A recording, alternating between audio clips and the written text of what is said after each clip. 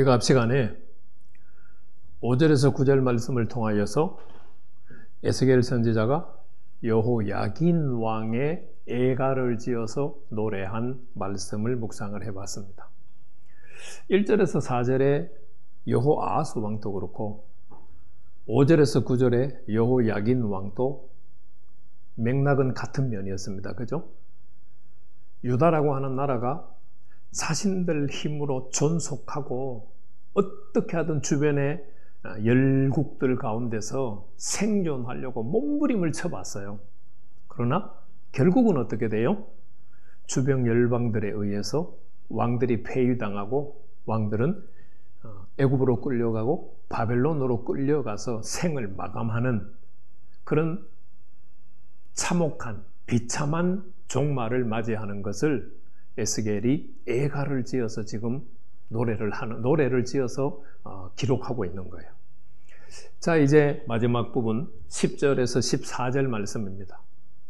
10절에서 14절은 유다의 마지막 왕 시드기야 왕에 대한 애가다라고 우리가 생각을 할 수 있겠습니다. 그리고 마지막 14절에서는 저와 여러분들에게 굉장히 중요한 특별 메시지를 압축해서 전달을 해줘요.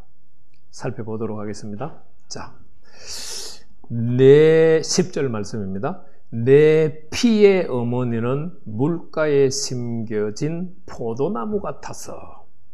그냥 내 어머니는 이라고 하면은 유다 나라죠.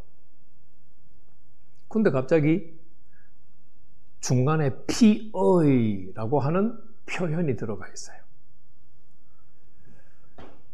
히브리어 원문상 이 피의라고 하는 말은 어머니와 연결되는 단어가 아니라 뒤에 나오는 포도나무와 연결되는 단어로 보는 것이 낫습니다.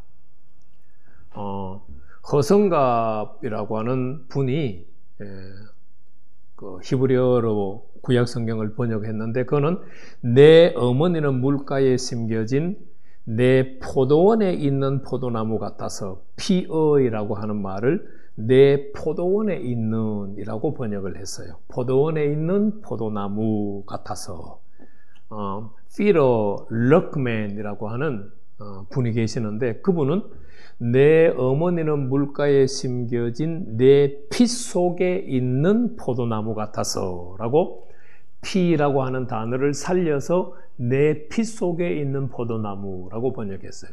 그러니까 허성갑 목사님도 마찬가지고 피러 럭만도 똑같죠. 이 피라고 하는 단어를 포도나무하고 연결시켰어요. 그런데 우리 한글 개역 성경은 피라고 하는 단어를 어머니와 연결을 시켰어요. 그래서 새롭게 번역을 하면 내 어머니는 물가에 심겨진 피의 포도나무 같아서. 피는 보통 뭘 상징해요? 생명을 상징하죠. 그러니까 생명을 상징한다고 생각하고 의역을 하면은 내 어머니는 물가에 심겨진 생명 있는 포도나무 같아서. 아마도 이렇게 번역하면은 우리가 이해할 수 있지 않을까 싶어요. 물이 많음으로 열매가 많고 가지가 무성하며, 쉽게 말하면 유다 나라는 하나님의 복을 엄청 많이 받은 나라다 라고 지금 함축해서 설명을 하면 그냥 그렇게 딱 설명할 수 있어요. 10절 상황을. 11절은 그 가지들은 강하여.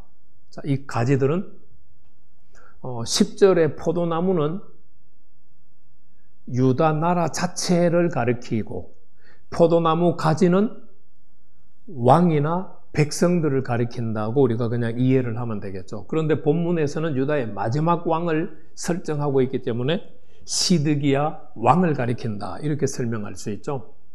그 가지들은 유다의 여러 왕들 중에서 지금 시드기야를 표현하면서 유다의 여러 왕들을 전체적으로 지금 표현하는 말이죠.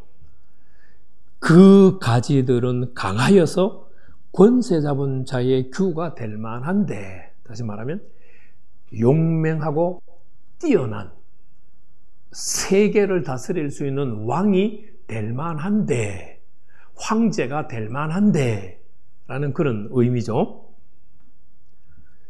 그 하나의 키가 굵은 가죽 가운데 높았으며 많은 가지 가운데서 뛰어나 보이다가, 자, 키가 높고 굵은 가지 가운데서 높이 솟았어요.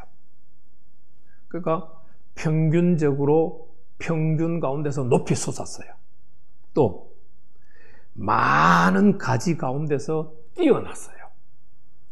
이거는 좋게 해석을 하면은 유능하다는 이야기고, 부정적으로 해석을 하면은 교만하다는 이야기겠죠. 아마도 슬픈 애가가 초점이니까 시드기야 왕의 교만을 이야기를 하겠죠. 아까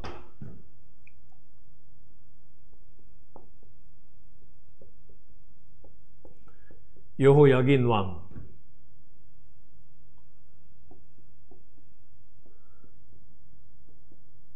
여호야김 왕의 아들이 여호야긴이에요. 그리고 유다의 마지막 왕이 시드기야 왕, 여기는 마따니아. 여호야김 왕은 원래 이름이 엘리야김이에요. 이렇게 형제죠. 요 위에 여호아하스가 형제고,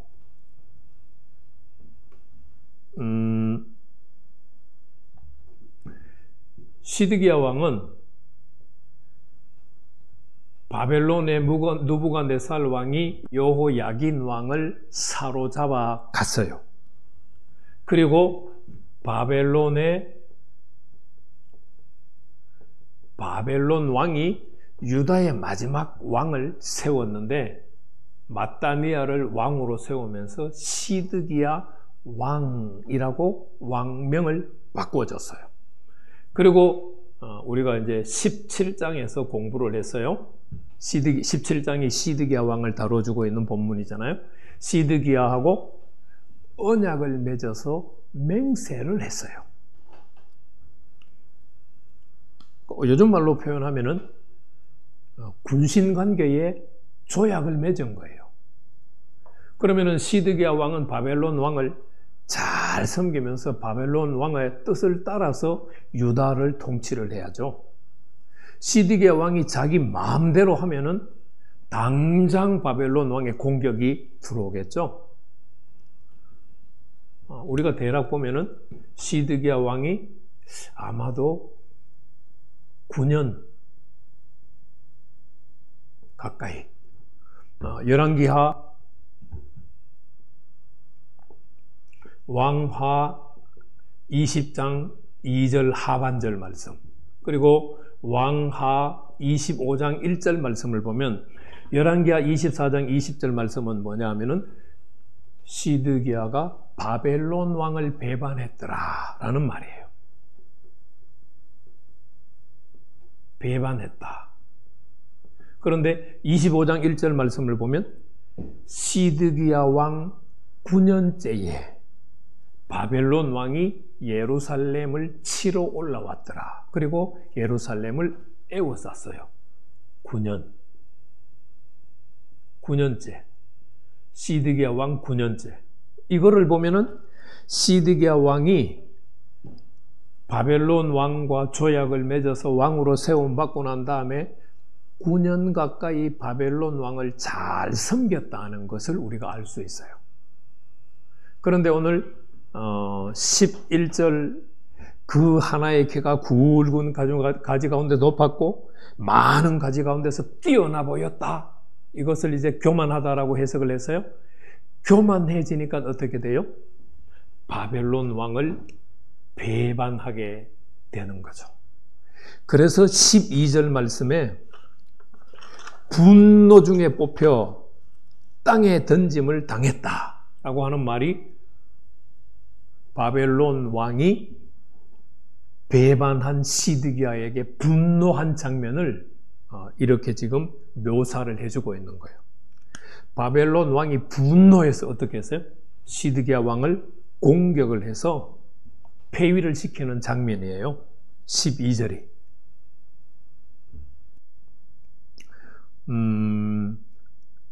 그 열매는 동풍에 마르고, 여기서 동풍은 동쪽에 있는 바벨론의 공격을 말해요.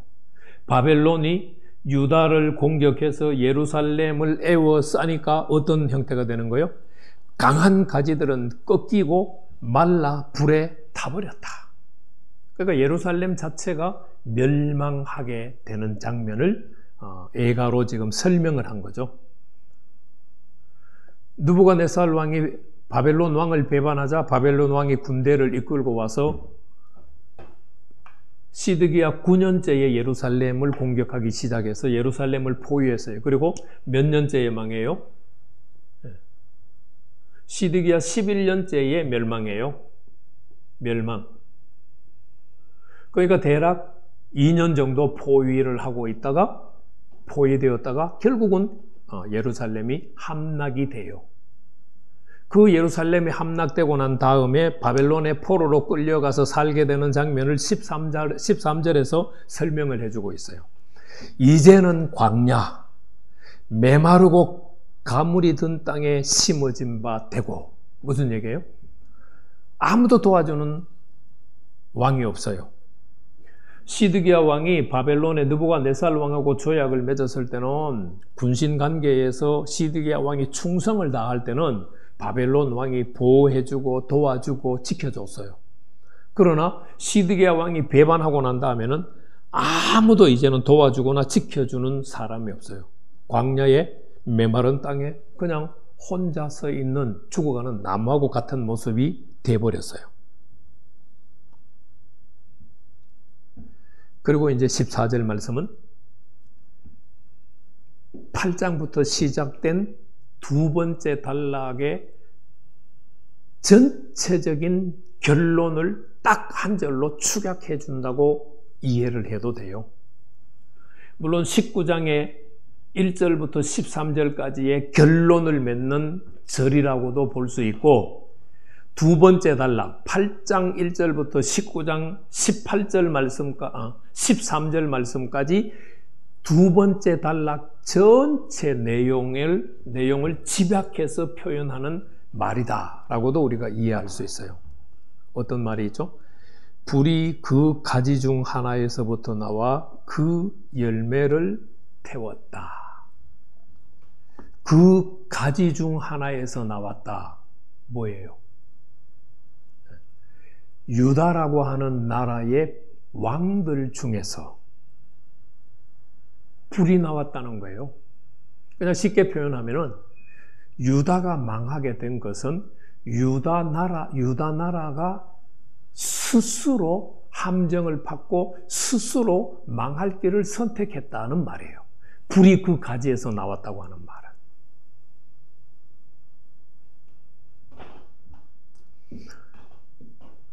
그러니까 유다라고 하는 나라는 스스로 하나님을 떠나서 우상 숭배함으로 스스로 망하는 길을 선택을 했어요.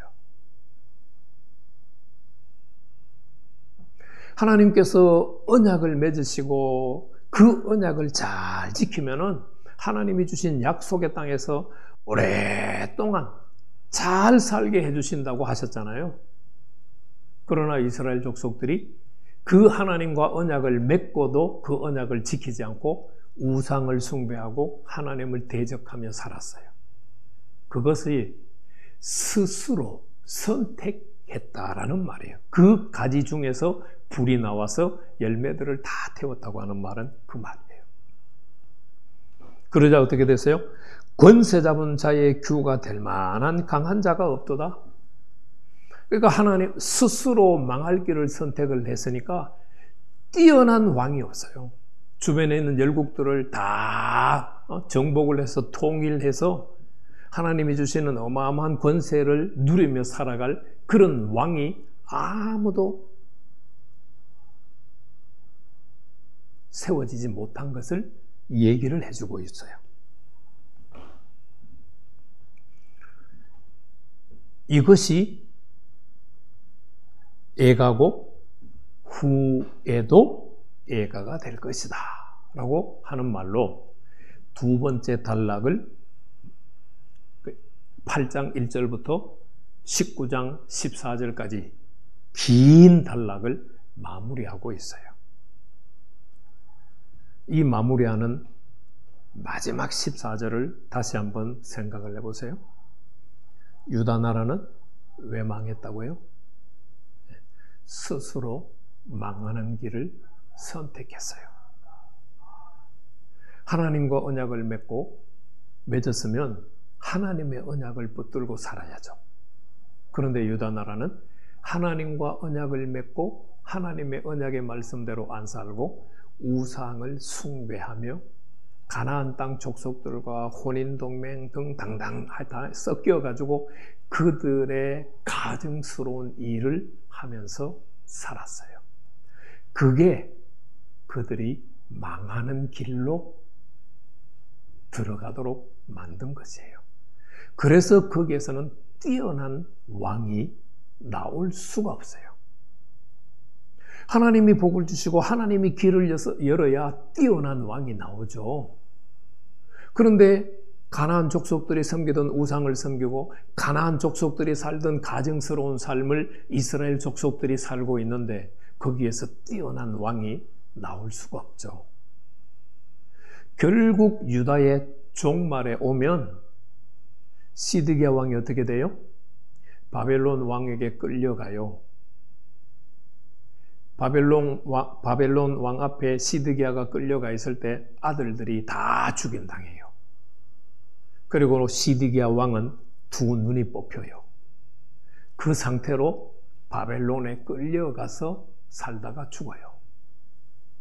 비참한 인생이죠. 바로 에스겔서 19장은 유다의 마지막 세 왕이 전부 어떻게 됐어요? 전부 스스로 살아보려고 힘쓰고 애썼는데 결과는 어떻게 됐어요? 전부 하나님이 세우신 나라들의 애굽의 여호아스는 애굽에게, 여호야긴과 시드기야와는 바벨론의 포로로 잡혀가서 인생을 끝냈다라고 지금 말하고 있는 거예요. 너무 슬픈 애가죠. 그 말은 무슨 얘기예요? 하나님과 맺은 언약이 끝났다라는 것을 얘기해줘요. 그럼 우리가 이 19장을 마치면서 뭘 살펴봐야 되겠어요? 나는 내가 선택한 것이 하나님의 뜻을 벗어나 있지는 않는가? 그거를 다시 한번 깊게 생각해 봐야 돼요.